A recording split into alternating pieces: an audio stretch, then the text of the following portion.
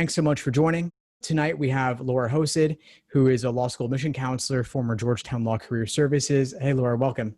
Hi, thanks for having me. I'm excited to be here. Thanks so much. Excited for you to join. I know you have a lot of experience in admissions, experience with career services, and so I thought you'd be the perfect person to bring in to discuss everything admissions and career, networking, employment during COVID and how that's impacting everything. So I'd love for you to share your thoughts on everything in general. Folks, of course, as always, there's a chat function here.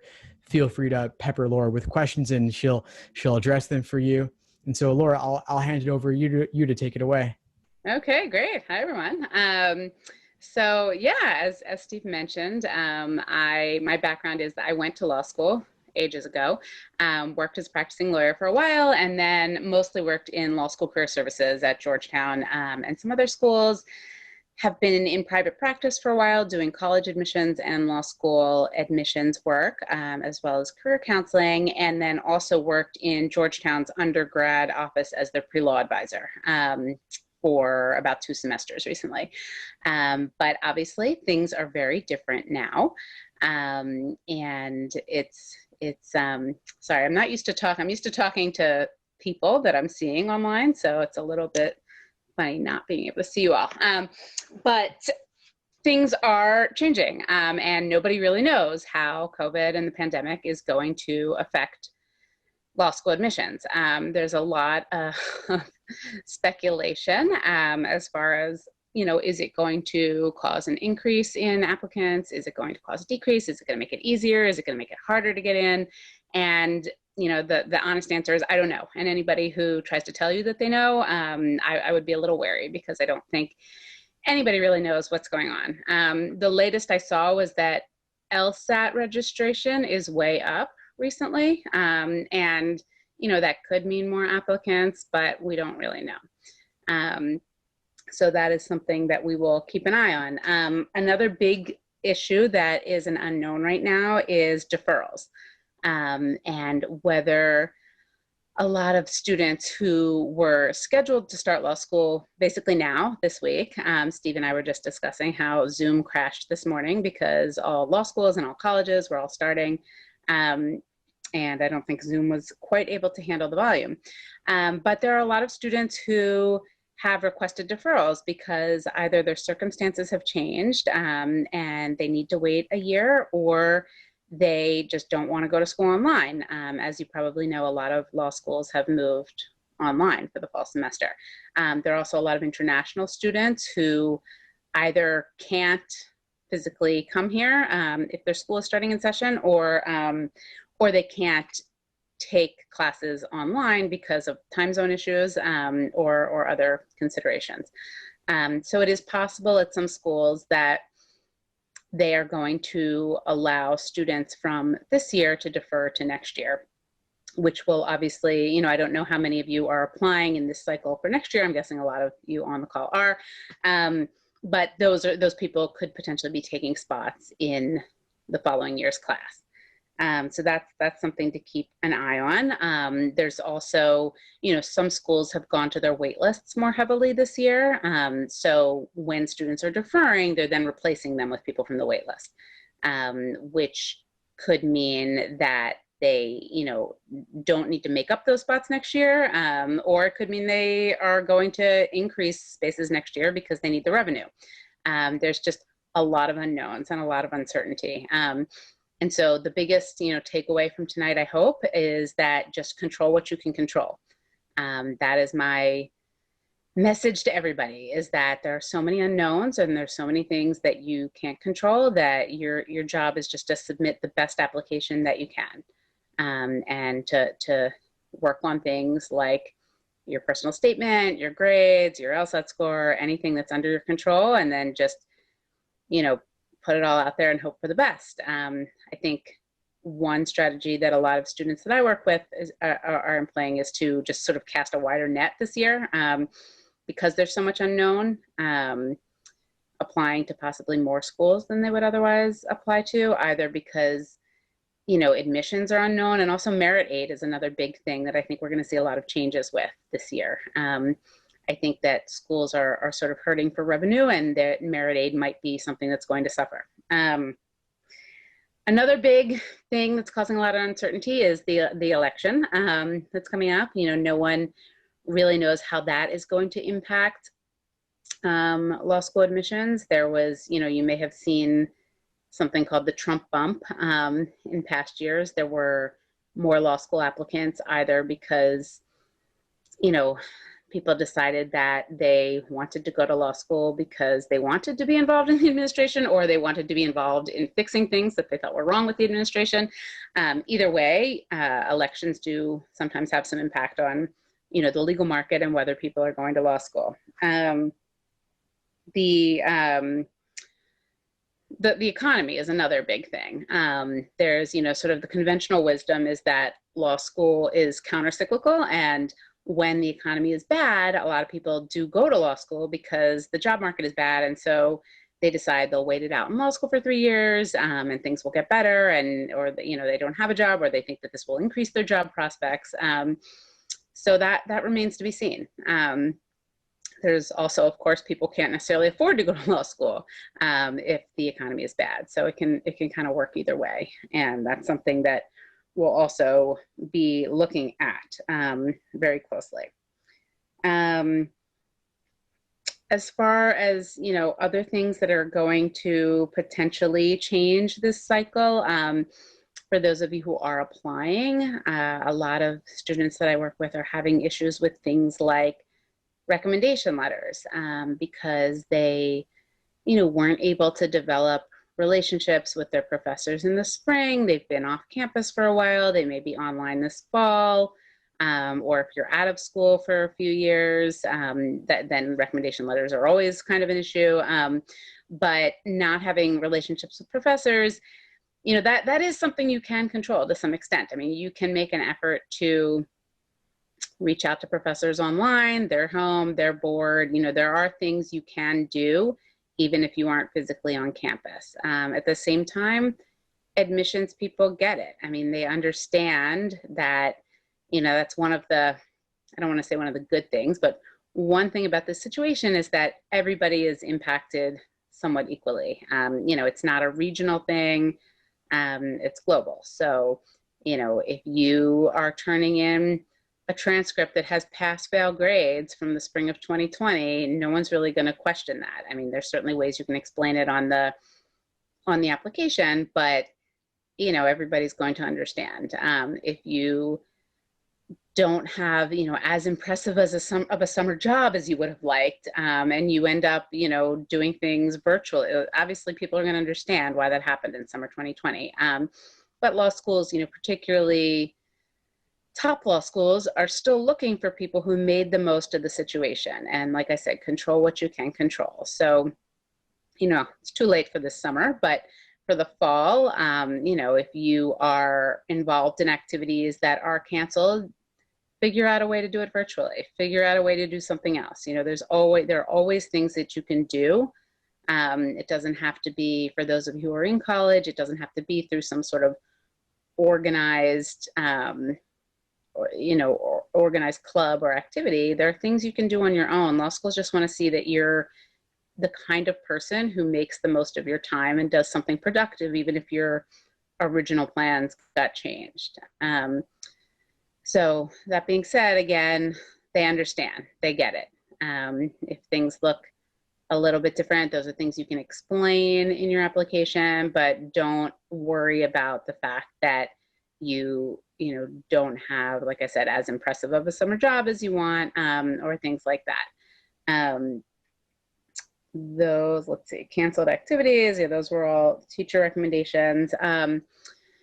Another thing that I would say is that, if you are applying this fall, my strong recommendation would be to get your applications in as early as possible, because a lot of the speculation about the increase in applicants this year, my guess is that a lot of the applications are going to come a little bit later in the cycle, either because of, like I mentioned, because of the election, or, people are just sort of starting to get their act together and think about, now that, the summer's over, the virus isn't really going anywhere, they're sort of making plans for the future. Like I said, the October LSAT has, Steve probably knows the numbers. I don't know the numbers, but a huge increase in applications. And so all those people aren't going to be sending their applications until after they get their scores back from October. So if you are in a position where you have already taken the LSAT and are applying for this year, get your applications in as early as you possibly can.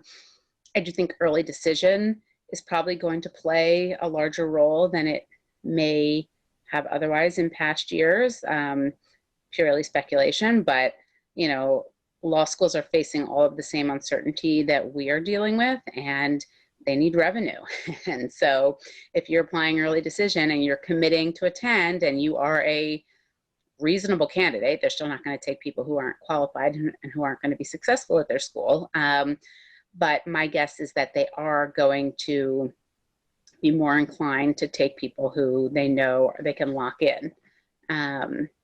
Oh, look, there's a chat. Is November early enough?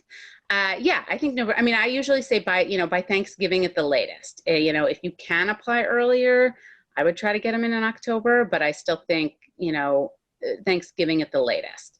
And then what is a general recommendation for an early application, like a date? I like students to get it in by early October. I don't think, as you probably know, September 1 is when most of the applications are opening. A few, I think Michigan is open already, a handful of others are open, but most don't open until September 1st. And I like my students to get them in by October if they're not waiting for anything. November is fine also. I don't think anyone is actually reading or responding to applications in September, so I don't think there's any advantage to rushing to get something in the first week of September by any means. Let's see, what else? Deciding where to apply is also a little bit challenging because you can't visit schools. You can't necessarily sit in on classes. There's a lot of things you may not be able to do. On the flip side, I think that law schools and colleges, grad programs, everyone is sort of bending over backwards to put a lot more information online because they know that you can't visit. So there are all kinds of admission sessions, virtual admission sessions, things with the dean of admissions talking, things where you can, student panels. A lot of law schools are, willing to set you up to talk to a professor or a student. There's all kinds of things that you can do to research schools online to figure out, what's a really good fit for you, and then also to be able to write a compelling supplement about why you are a good fit for this school. So take advantage of whatever is offered, because while law schools don't necessarily take into account demonstrated interest the same way that colleges do, I still think if you are someone who can show that you are really interested in their school, I think it's going to help. Because that's something, they want people who are going to accept their offer. Okay, more chat. Sorry, I'm not used to doing webinars in this format. Okay, do I think acceptance rates will increase if schools move online? I'm not sure that they're if you're talking about schools moving online permanently, I don't really see that happening. If schools are online, I know a lot of schools have recently gone to online for the fall and likely, quite honestly, throughout the year.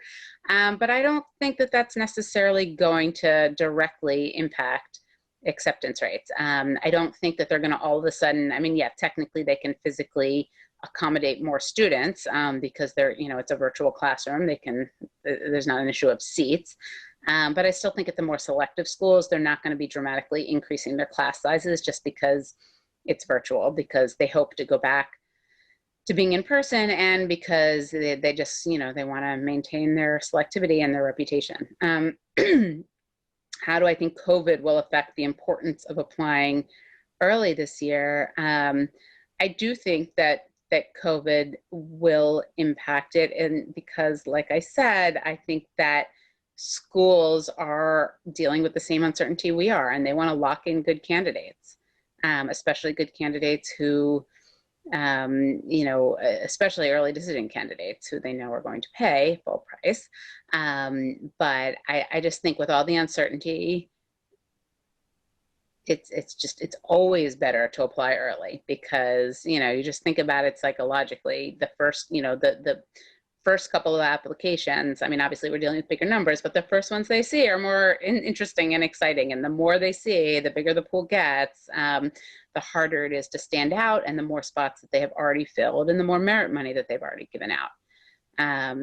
So I always think it's better to apply early when you can. And that being said, like it's still fine to apply late.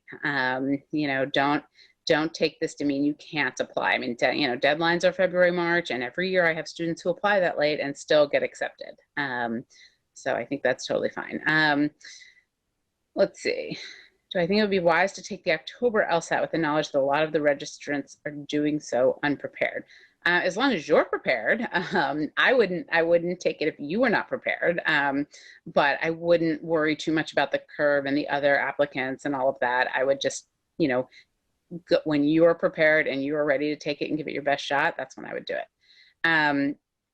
Applying early if you're waiting to retake the LSAT for a higher score, that is a much trickier issue. And it depends on how close you are and how much you think you're going to improve, which obviously, are things you can't predict, but that's a tougher issue. And I have this conversation with students every year, and sometimes it makes sense to apply, and other times you're better off holding out and waiting for that score, because sometimes you can tell a law school that you're waiting to retake it, but they won't always wait. So you may be better off waiting and holding off on your application. So sorry, that's not one I can give a general answer to.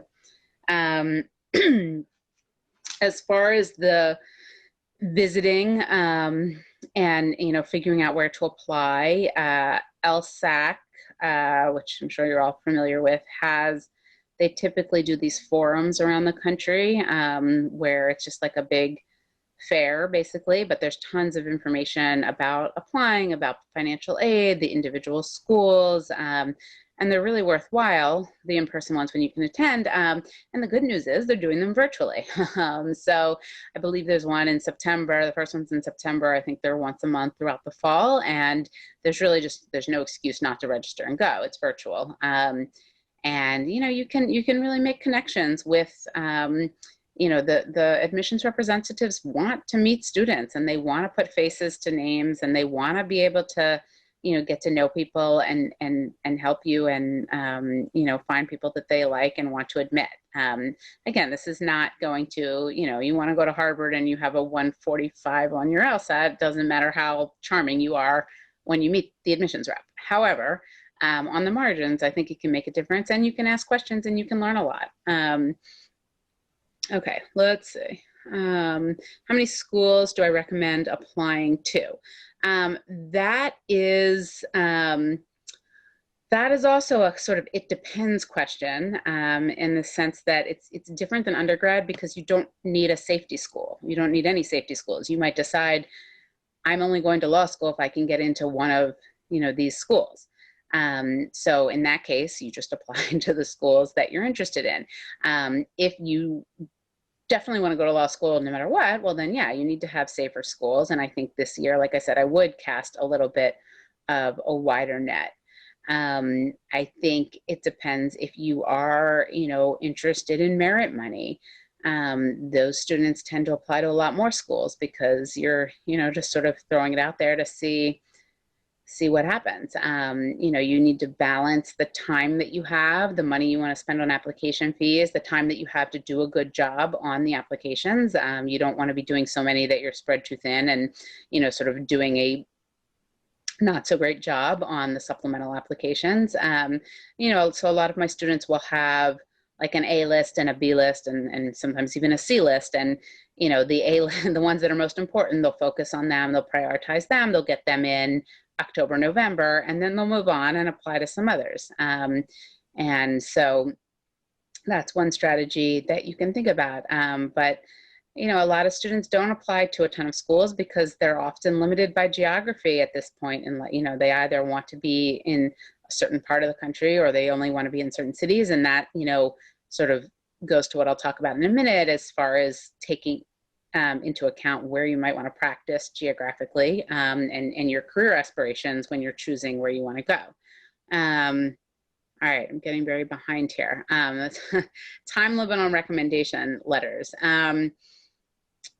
No, I think that, you want to have a professor. You want to have it, even if you've been out of school for a few years, you want to have someone who can speak to you in an academic setting, to what you're going to be like in the classroom. So you graduated 6 years ago, then your letters are going to be, 6 years. I mean, okay, this person said they actually had them written then.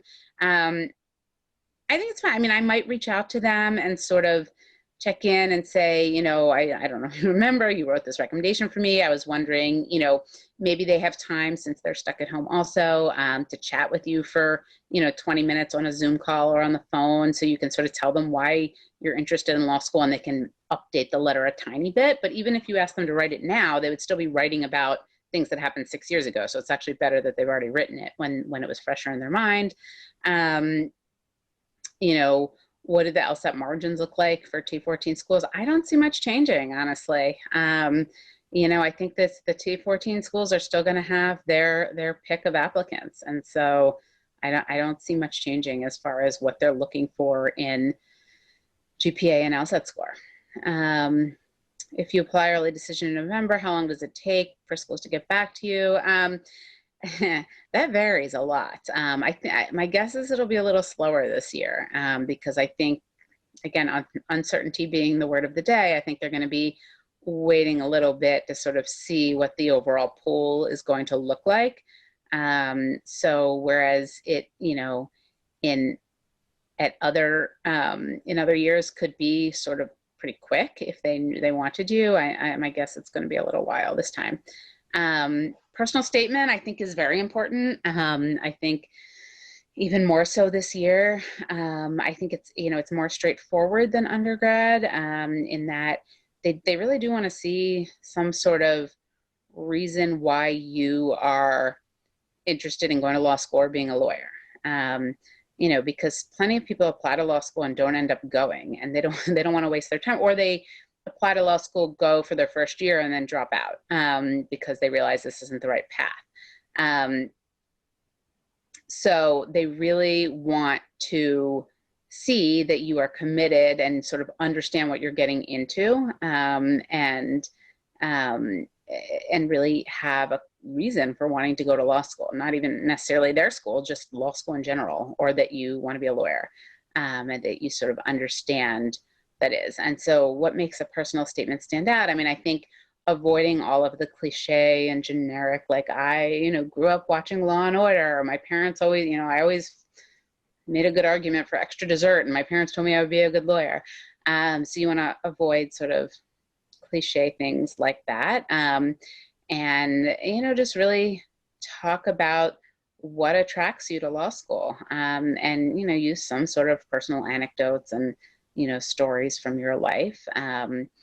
But, you don't need to know exactly what type of law you want to practice, but you should have some sort of, understanding of what it means to go to law school and be a lawyer, and not just, I kind of like I did. I went to college, didn't have anything better to do, and did well on the LSAT and decided I would take a shot at law school. Worked out okay for me, but in general, you want to avoid that.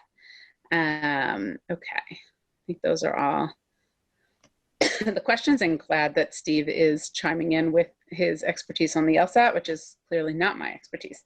Okay, so thinking about, and as Steve said, my background is in career services. That's where I spent the most amount of time in law schools. And so I really encourage students to think about what they might want to do after graduation. Not so much what type of law, but although, there is a lot of talk about like which types of law are going to thrive after this, pandemic, recession, whatever happened, certain types of law, bankruptcy lawyers are going to be in high demand. Certain types of law tend to expand, and others contract, given the economy. So I think thinking about whether you want to go into the private sector or the public sector. if you know you're going into the public sector after graduation, public sector lawyers don't make a whole lot of money. So you might want to think about looking at schools where you might have a better shot at getting merit aid and are not going to graduate with as much debt. You also might want to look at the loan repayment assistance programs, LRAPs, that some of the, typically the more selective schools offer, where, there's basically loan forgiveness if you go into certain professions. They all have different kinds of rules, but that's something that you can look at. If you know you definitely want to go to a big law firm after graduation, well, then go to the best law school you can get into. Firms tend to be all about prestige of the law schools, and you can look and see, you can contact the career services at the different law schools and see which law firms recruit on their campus. Doesn't mean you can't get a job at a law firm if they don't recruit on that campus, but it certainly signals that that law firm is invested in hiring from that law school if they physically, or this year virtually, I guess, come to campus to recruit. You can get all kinds of employment data from career services offices, not only who recruits on campus, but where students are going for summer internships, where students are going after graduation. There's all kinds of data that they should be able to provide to you. They're required to collect it. I used to have to help collect it. That kind of was really not fun, to track down people and ask them how much money they were making. It was kind of awkward, but it's helpful for you as an applicant to see where students are going. The other thing is geography.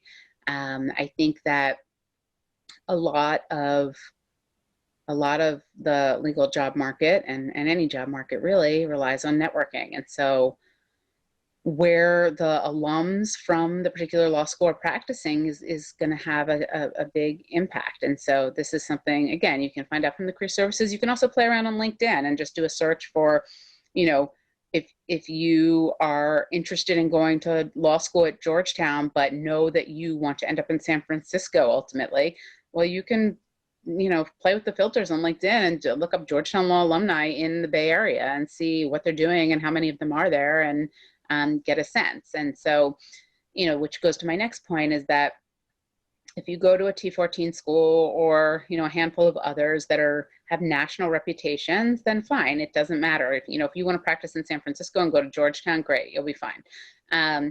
However, if you want to practice in DC, you are arguably better off going to a lower ranked school, like, let's say, American or Catholic or Howard, than possibly a slightly higher ranked school that is in another part of the country. Because Catholic, I don't even know what they're ranked, but I worked there briefly. Like, they have a very strong alumni network in DC. So if you're at the top of your class and you want to work in DC, you're going to be in decent shape. Whereas if you are at an equivalently ranked school in another city, it's going to be more difficult to break into the DC market. So that's just something you want to consider if you're not, if you're not looking at the top of the top, where you're basically going to be fine anywhere. Okay, so let me go back to the questions here. Semi-dramatic shift in GPA.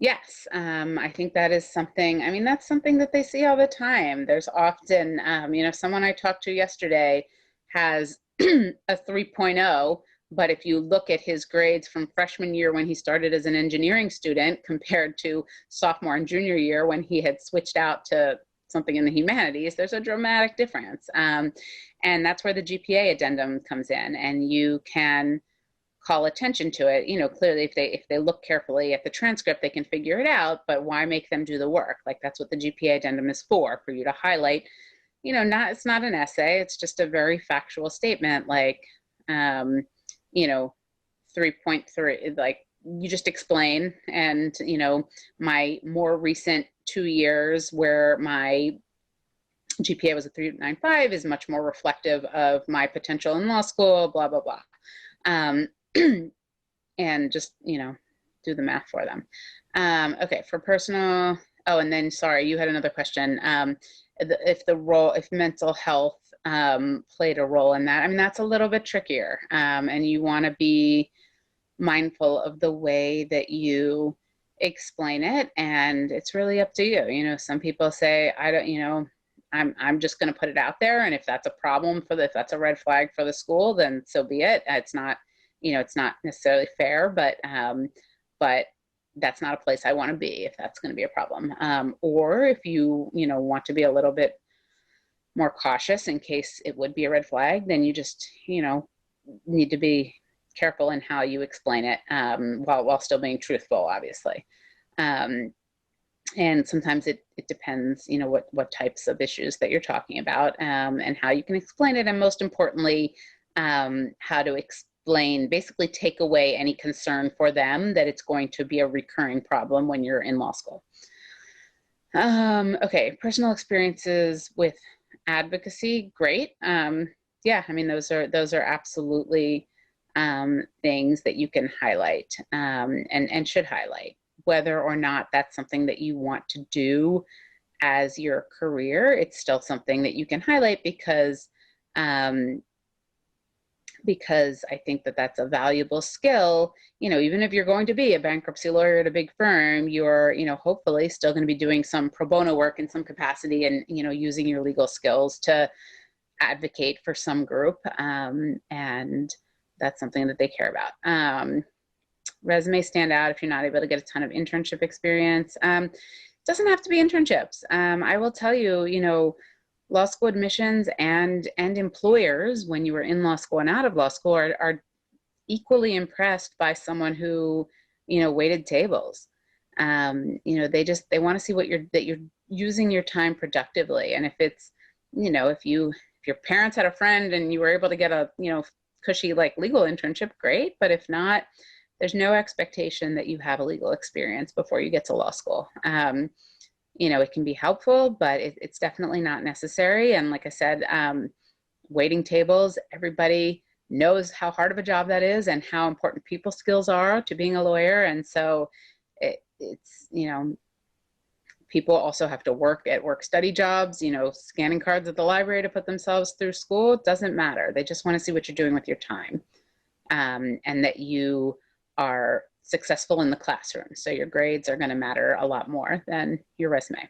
Now, if you have nothing on your resume because you were playing video games all summer, then, you know, that's another issue. But it doesn't, internships versus other sorts of volunteer or paid work, doesn't matter. Personal statement about COVID or Black Lives Matter. That is a tough one. And I think if that, like, there can be times where that is okay. If you really have something to say that you feel like is unique. You know, remember, these are things that everybody experienced. And so it would have to be something that was going to be unique because, yeah, I mean, that's what we're hearing from admissions officers. Like, they're going to get a ton of essays that talk about it. And so if you're able to say something unique, great. But, you know, in most of your cases, my guess is that that isn't the most defining thing. Like, that's not the most interesting thing about you. Maybe it is, and maybe you had some unique experiences and great, but, you know, think about whether that is really going to make you stand out. You know, that's what I always say with the personal statement. Like, if you've got, you know, other applicants with the same grades and the same LSAT score, you know, is that really going to make you stand out? And think, you know, is it going to make the reader think, here's someone who would really be an asset to our community and is going to bring an interesting perspective to classroom discussions. So if you have something interesting to say about COVID or Black Lives Matter, by all means, but just think about whether it is something that is unique enough to make you stand out from other applicants who live through the same thing. Okay, back to, I think we're done with the questions. That was one of the things I was going to talk about. Yeah, really, I mean, I think I've covered most of the topics that I wanted to mention. You know, I harp on the career thing all the time, just because I think that, you know, unlike undergrad, it's all about, you know, finding the right fit and having, you know, a great experience and really growing. And I always tell students, don't even look at the rankings, it doesn't matter. But with law school, it's kind of, you're going to law school to become a lawyer. And so, you want to think about what's going to position you the best in the job market. It doesn't matter, you don't need to be looking for a certain major. Certain schools are, known for certain things and have different clinics and different journals. But for the most part, you can become a certain type of lawyer at any of these schools. Everybody takes the same curriculum your 1L year.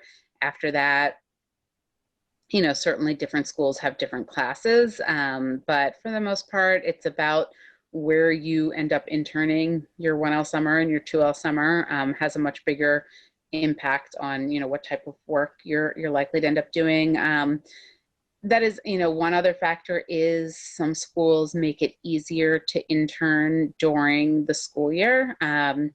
This is of course assuming things return to normal by next year, or some version of normal.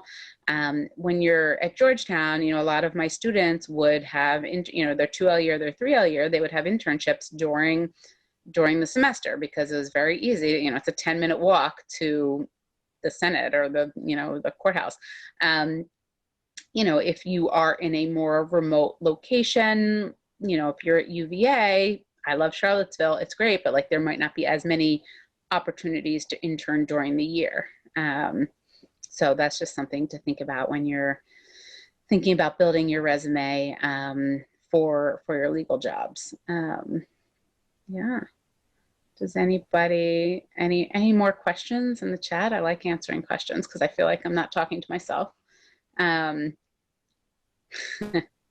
Okay. So, yeah, I think, like I said, just focus on the things that you can control.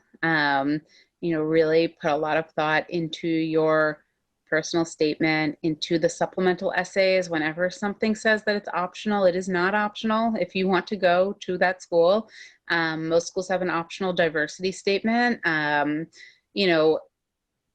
are obvious diversity categories, underrepresented minorities, and things like that. However, I think that a lot of the questions are worded very broadly. And so if you bring think about what they're looking for. They want different perspectives for classroom discussion. So if you have any sort of background, even if it's not what you would classically think of as diversity, if you have an interesting background that you think is reasonable to write about in a diversity statement, I would err on the side of writing it. Let's see. How can you decide whether topic should be for personal statement versus diversity? I think you want your best topic to be the personal statement, and then the diversity. You want to think of your application as a whole, so you don't want to repeat the same thing in the two. That would kind of be silly. But I would make the stronger one the personal statement, because I think that's just what admissions officers read first. Submit all optional essays if you were really serious about that school. Yeah, I mean, if it said, what is Michigan? I guess I was just looking at Michigan because they're one of the ones that is open, and it. I think it says to do no more than 2 of the 8. So follow directions. If they say no more than 2, don't do any more than 2.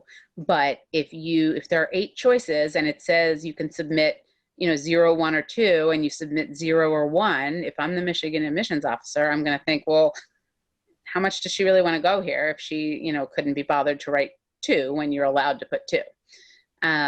The best application I've read in my career, that's a really hard one. I have read so many. A lot of the law school ones, I think the ones that, all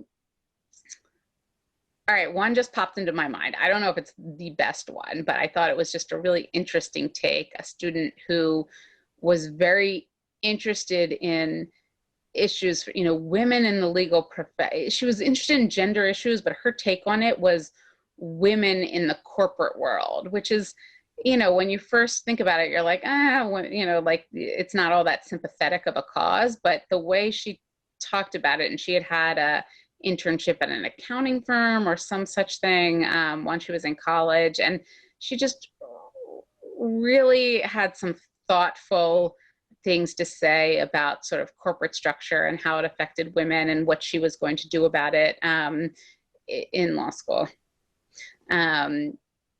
She was also just a really nice person, and she ended up at Cornell, so she did well. Disabilities for diversity statements, great. I mean, it obviously depends on the disability, but if it's something that has impacted you in some way, and you think it just gives you a different outlook on life that would cause you to contribute to discussions in law school, sure.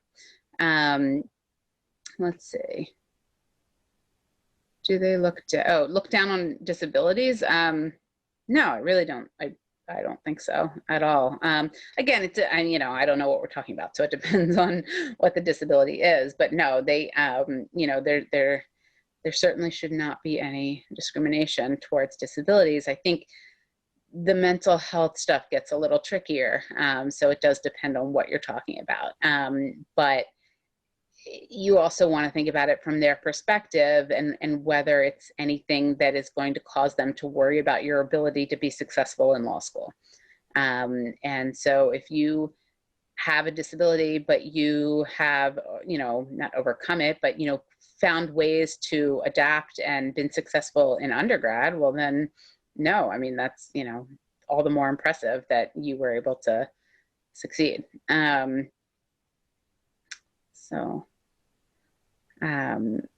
PTSD from combat be a red flag. Possibly. I guess it would depend on how it was affecting you. It's hard to answer. But I'm sure it's nothing that they haven't seen before. And it just depends on how it's impacting you, and whether, the red flag is whether it's going to impact your ability to be successful in law school. But yes, current code, yeah, it's all in how you present it, and you always want to frame everything in a positive way. I think we're there, Laura, but thank you for a fascinating discussion and presentation. I feel like you hit all the major areas, both admissions and the career aspect and the rankings and how COVID's impacting everything. So I just want to thank you for sharing your insights and your experience from all the different ways you've been involved in the law school world. I feel like you addressed some great questions. As we saw, some of them are kind of nuanced and it's more in the details, but I think you hit the major points. So I really appreciate your sharing your knowledge with everyone. And I appreciate all the great questions everyone asked in the chat here. Yeah, thank you for the questions were great. And I wish I had a crystal ball, and I wish I could give you some more clear answers, but like I said, control what you can control. And we're just going to have to wait and see how this all affects law school admissions. Yeah, like you said, nobody really knows everything about exactly what's going to happen, but I think your insights and experience really help to at least make some educated guesses, which is the best we can do right now, of course. So, Laura, do you want to share with everyone the best way for folks to get in touch with you if they're interested in following up with you about potentially your services and such? Oh, sure. My website is just my name, Laura Hosid, LauraHosid.com. And feel free to email me and get in touch. And I wish you all the best of luck. And it's going to be an interesting year. It definitely will be. Well, thank you again, Laura. I definitely encourage folks to get in touch with you. Thanks for tuning into the show. Please subscribe if you haven't done so already to be notified of new episodes as I release them. And feel free to reach out if you need anything at all as you move forward with your prep. I'm happy to help however I can. In the meantime, I'll wish you all the best and take care.